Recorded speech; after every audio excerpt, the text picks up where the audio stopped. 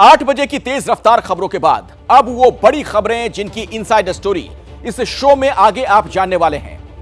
विपक्ष के गठबंधन इंडिया ने क्या सनातन के नाम पर बीजेपी को बड़ा चुनावी मुद्दा थमा दिया है? इसकी इनसाइड स्टोरी हम आपको दिखाएंगे।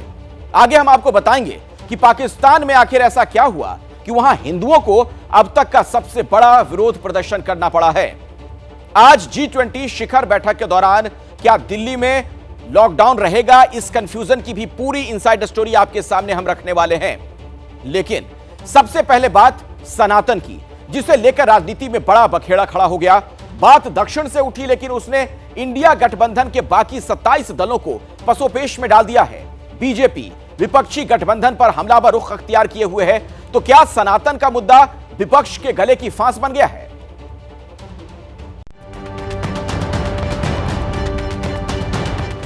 ₹1,00,000 சமத்துவங்களை புதுப்பித்திருக்கிறார் நம்முடைய திராவிட மாடல்। सनातन था, सनातन है और सनातन रहेगा। Congress party will be still in alliance with DMK. Any religion which does not give you equal rights, does not treat you like humans, is not a religion. So it's as good as a disease. Aurangzeb और बाबर तो जो नहीं कर सका, वही ये गठबंधन के जो ठगबंधन के लोग हैं। से जो आज तक चले आ रहे हैं, उनका डीएनए ही पूरा एंटी सनातन है। और के खानदान के लोग हैं। क्यों नहीं राहुल जी बोलते, क्यों नहीं खड़गे बोलते कि सनातन धर्म के बारे में आपकी सोच क्या है? सर्वधर्म समभावना is the Congress ideology. सनातन, सनातन और सनातन, दक्षिण से लेकर उत्तर तक, पूरब से लेकर पश्चिम तक, देश की राजनीति में एक ही शब्द गूंज रहा है, सनातन।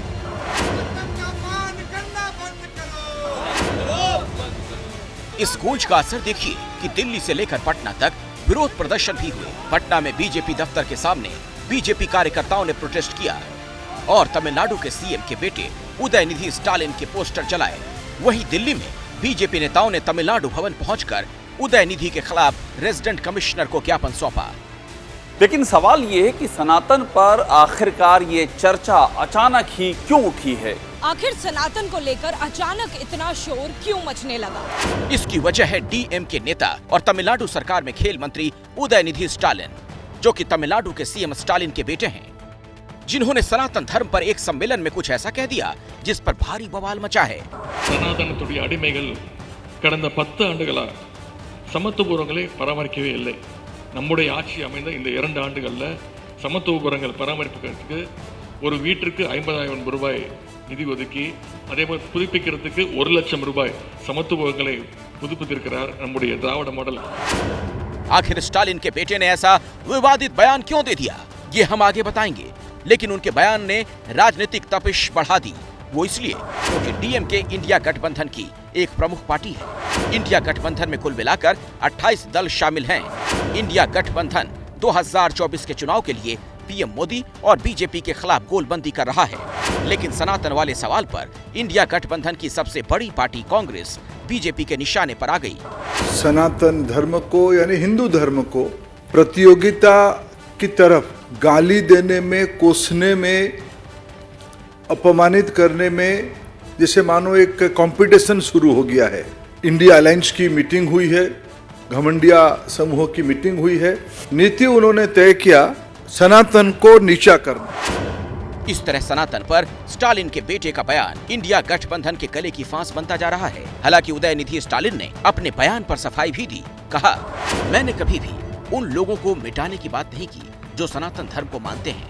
सनातन धर्म एक सिद्धांत है जो जाति और धर्म के नाम पर लोगों को बांटता है। तो सफाई भी ऐसी जिसने और आग लगाई। तो क्या स्टालिन के बेटे का बयान डीएमके के किसी गेम प्लान का हिस्सा है? असल में डीएमके की वैचारिकी उस द्राविड़ आंदोलन से निकली है जिसकी शुरुआत महान समाज सुधारक पेरियार ने हिंदू धर्म की कुरीतियों और ब्राह्मणवाद की जटिलताओं के खिलाफ की थी। उदयनिधि स्टालिन के दादा करुणानिधि ने भी किसी दौर में पेरियार की ही लाइन पकड़ी थी और तमिलनाडु में डीएमके की जड़ें जमा दी। इसकी एक बड़ी वजह है कि तमिलनाडु का जातीय समीकरण।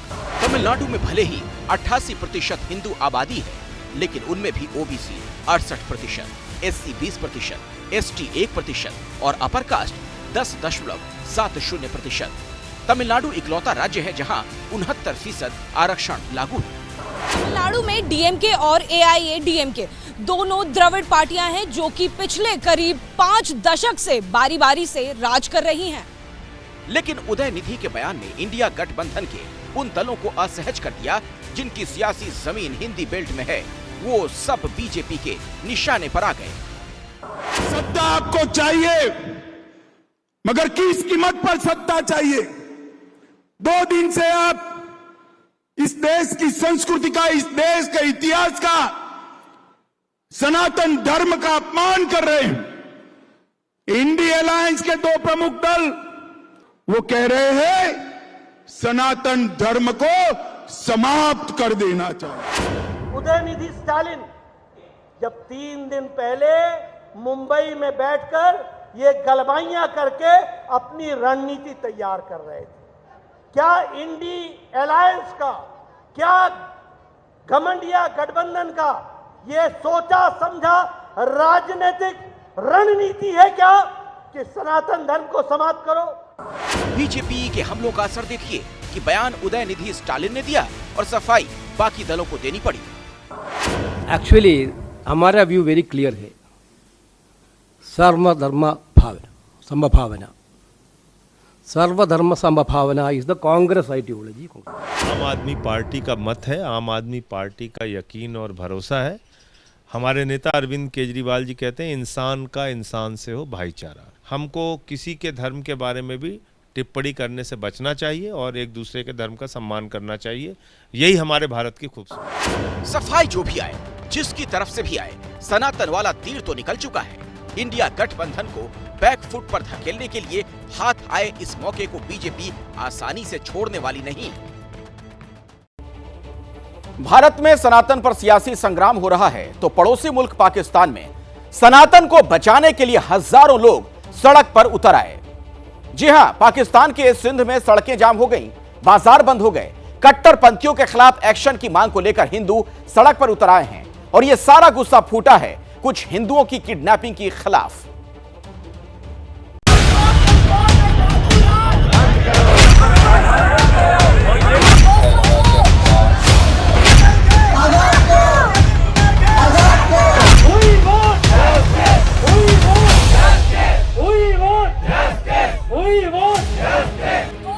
कराची की सड़कों पर बड़े बड़े प्रोटेस्ट हो रहे हैं।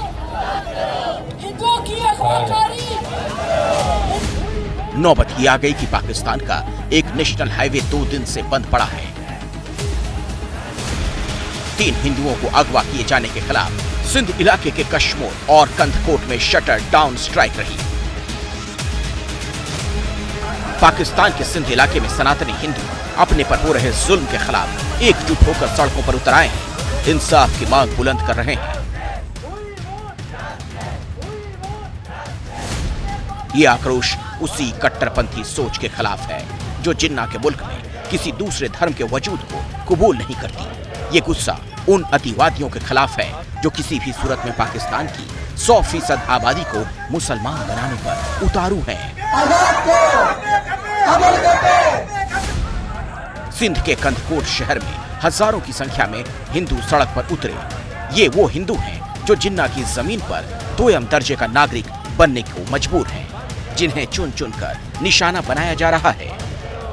ये बिल्कुल फोर्स कन्वर्सेशन जो है ना, वो हमारे यहाँ मतलब एक बहुत बड़ा इशू है, क्योंकि हम इन केस कोई बंदा मतलब कोई हमारी बच्ची वगैरह कोई उठा के जाता है तो उसका कोई क्लेम ही नहीं करता, नहीं कोई FIR, नहीं कोई लाइन एंड ऑर्डर। हम मेनाटी हैं और किसी के साथ ऐसे समझो गुंडागर्दी नहीं कर सकते। कानून भी ऐसे समझो बस वो जो बड़े लोग हैं, मजबूत ताकतवर लोग हैं, उन्हीं का है। अगला चाहे कितनी भी बकवास करे, हम मुंह से कुछ भी नहीं बोल सकते ना। हम ना हाँ बोल सकते हैं, हम ना बोल सकते हैं, उस पर भी हमारे ऊपर ब्लेफेमी लगा देंगे ना भाई साहब हमारे इधर पाकिस्तान में। और आपने एक पुरानी बात, गांव देहातों में उधर कुछ ज्यादा ही डर है, उधर जान की बात है, उधर पे किडनैपिंग और फोर्स कन्वर्जन, उधर कुछ ज्यादा ही खतरे हैं। इस्लामाबाद में बैठी हुकूमत तक अपनी आवाज पहुंचाने के लिए सिंध के हिंदू सड़क पर उतरे तो हाईवे बंद हो गया, ट्रकों की लाइन लग गई। ये गुस्सा यूं ही नहीं।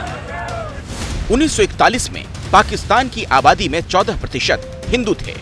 2022 में पाकिस्तान में हिंदुओं की आबादी महज 1.18% रह गई। जबरन धर्मांतरण और हिंदू बेटियों को अगवा कर उनका जबरन निकाह कराना। पाकिस्तान में ये पाप अरसे से होता रहा है। कबूल तो ठीक है भाई, आप इस्लाम कबूल करवाओ, बेशक करवाओ, आपको हमें अगर कोई मर्जी से करना, लेकिन लड़कियां क्यों? अभी टीन एजेस में जिनकी एज ही नहीं होती, 12 साल 15 साल 14 साल 13 साल, अब 12 14 15 साल या कानून में राइट ही नहीं है उनको। 18 साल से पहले आप कोई भी स्टैंड नहीं ले सकते, ठीक है ना। लेकिन वो क्या हो जाता है, यानी एक दिन बच्ची उठ जाती है, दूसरे दिन यानी कि निकाहनामा आ जाता है, सब कुछ आ जाता है। लड़कियां उठाओ, लड़कियां कन्वर्ट हो। जब लड़कियां रहेंगी नहीं तो हिंदू लड़के शादी किससे करेंगे? जब वो शादी कर ही नहीं सकते तो बच्चे कहां से पैदा होंगे? तो ओवर द टाइम हिंदू अपने आप खत्म हो जाएंगे। रिपोर्ट के मुताबिक पाकिस्तान में हर महीने 25 हिंदू लड़कियों को अगवा कर उनका जबरन धर्म परिवर्तन कराया जाता है। इसी साल जुलाई के महीने में सिंध में एक हिंदू परिवार की 3 बेटियों को अगवा कर उनकी शादी मुस्लिम युवकों से कराई गई। जून के महीने में एक हिंदू लड़की को जबरन इस्लाम कबूल करने को मजबूर किया गया। मई 2023 में सिंध के 9 साल की हिंदू बच्ची को अगवा कर उसकी शादी 55 साल के मुस्लिम से करा दी गई। फरवरी के महीने में सिंध में ही 14 साल की हिंदू लड़की को अगवा कर उसका धर्मांतरण कराया गया। जनवरी के महीने में एक हिंदू लड़की ने इस्लाम कबूल करने से इनकार किया तो उसे अगवा कर उसका रेप किया गया। पाकिस्तान में बचे हुए हिंदुओं में से 90% सिंध में रहते हैं। सिंध में आए इन हिंदुओं के खिलाफ अत्याचार के मामले सामने आते रहते हैं। इधर के हालात भी खराब हो गए और कारोबार के हिसाब से जो भी अभी हालात ऐसे हैं, जो भी कस्टमर आ रहा है ना हमारे ऊपर, तो कंज्यूमर के पास जो अपना बाइंग पावर नहीं है। 2017 में पाकिस्तान के अंदर 88 लाख हिंदू थे। अभी पाकिस्तान में 44 लाख हिंदूज हैं, जिसमें से 3-3.5 लाख मुस्लिम और हिंदूज को मार दिया गया, कन्वर्ट कर दिया गया, और बाकी जितने भी हैं वो सारे के सारे आपके माइग्रेट करके चले गए। पाकिस्तान से हर साल हजारों की संख्या में हिंदू भारत पलायन करते हैं। जो बच गए वो अपने मुकद्दर को कोस रहे हैं और सड़क पर उतरकर उस सरकार को अपना दर्द सुना रहे हैं जो कट्टरपंथियों के आगे नतमस्तक है।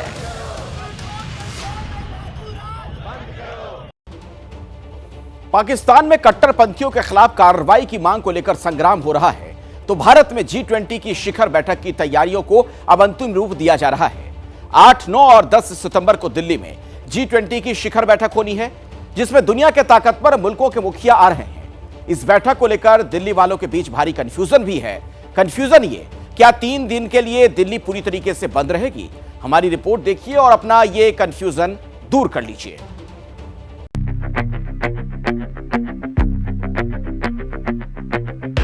G20 का काउंटडाउन शुरू हो गया है। दिल्ली दुनिया के दिग्गजों का स्वागत करने के लिए पूरी तरह से तैयार है। विदेशी मेहमानों के लिए सुरक्षा इंतजाम ऐसे कि परिंदा भी पर नहीं मार सकता। दिल्ली भले ही दुनिया भर से आने वाले मेहमानों के लिए सज संवर रही है, लेकिन इन तैयारियों के बीच दिल्ली वालों के मन में कई सवाल हैं। 8, 9 और 10 सितंबर को क्या दिल्ली में लॉकडाउन रहेगा? 8 से 10 सितंबर तक दिल्ली में जरूरी सुविधाएं मिलेंगी या सब कुछ बंद रहेगा? 72 घंटे दिल्ली में क्या बंद रहेगा और क्या खुला रहेगा? ये कंफ्यूजन हर दिल्ली वाले के मन में है। कंफ्यूजन इसलिए क्योंकि दुनिया के ताकतवर मेहमान दिल्ली आ रहे हैं और उनकी सुरक्षा और स्वागत के लिए दिल्ली के कई इलाकों में बंदिशें लगाई गई हैं। तो आप सबसे पहले समझिए, 8, 9 और 10 सितंबर को दिल्ली में लॉकडाउन नहीं है। विदेशी मेहमानों की सुरक्षा और सहूलियत के लिए कुछ बंदिशें जरूर लगाई गईं। इन 3 दिनों में दिल्ली में क्या बंद रहेगा और क्या खुला रहेगा, पहले आप इसे ध्यान से समझ लीजिए। आपको बताते हैं कि देखिए आज के अवकाश 8 से 10 सितंबर तक क्या बंद रहेंगे। सरकारी प्राइवेट जो ऑफिस हैं वो बंद रहेंगे, खुले रहेंगे। एनडीएमसी क्षेत्र के बाहर मॉल और बाजार जो हैं वो खुले रहेंगे। यहाँ पर सभी शिक्षण संस्थान जो हैं वो बंद रहेंगे। जरूरी दुकानें, दवा, दूध और जो जरूरी चीजें हैं वो आपको मिलेंगी, ये दुकानें खुली रहेंगी। यहाँ पर बैंक और वित्तीय संस्थान जो हैं वो बंद रहेंगे, लेकिन सुप्रीम कोर्ट स्टेशन को छोड़कर बाकी मेट्रो स्टेशन जो हैं वो खुले रहेंगे, ये बंद नहीं होंगे। एनडीएमसी क्षेत्र के बाजार ये बंद रहेंगे। Ring road bus service NDMC के जो बाहर हैं वो खुले रहेंगे, उस पर भी कोई वो नहीं है। नई दिल्ली जिले में शराब की जो दुकानें हैं वो बंद रहेंगी। नई दिल्ली जिले एनडीएमसी के बाहर जो दुकानें हैं शराब की वो खुली रहेंगी। तो क्या बंद और क्या खुला ये आप समझिए। कमर्शियल व्हीकल की एंट्री जो है वो बंद रहेगी, इन्हें इजाजत नहीं है। मेडिकल सेवाओं में जो शामिल गाड़ियां हैं उन्हें कोई रोक टोक नहीं है, वो यहां पर खुले रहेंगे। तो देखिए ये महत्वपूर्ण जानकारी हमने आपको दी कि क्या बंद रहेगा क्या खुला रहेगा। यानी दिल्ली के कुछ इलाकों में आने जाने में परेशानी हो सकती है, खास तौर पर सेंट्रल दिल्ली का इलाका। इस इलाके में G20 से जुड़ी बैठकें होंगी। इसी इलाके में स्थित होटल्स में वीवीआईपी मेहमान रहेंगे, इसीलिए यहाँ सुरक्षा का घेरा ज्यादा होगा और यहाँ आने जाने वालों को परेशानियां हो सकती हैं। कुछ पीरियड के लिए सेंट्रल डिस्ट्रिक्ट में अफेक्ट रहेगा कि 8, 9, 10 तारीख को राजकीय अवकाश है।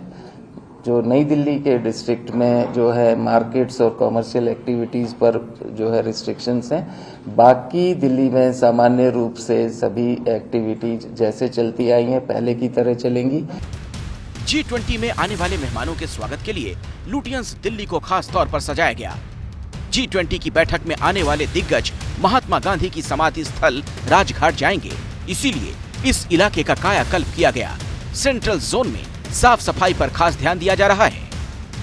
नगर निगम के तमाम अधिकारी, तमाम कर्मचारी पूरी तरह से दिल्ली में अपनी तैयारी कर चुके हैं और लगभग 11,000 से ज़्यादा जो हमारे गार्बेज वनरेबल पॉइंट्स हैं उनको आइडेंटिफाई किया गया। अधिकारियों को हमने निर्देश दिया था कि 24 घंटे के अंदर उन पॉइंट्स को आइडेंटिफाई करके ख़त्म करना है और वहाँ पे सौंदर्यकरण करना है।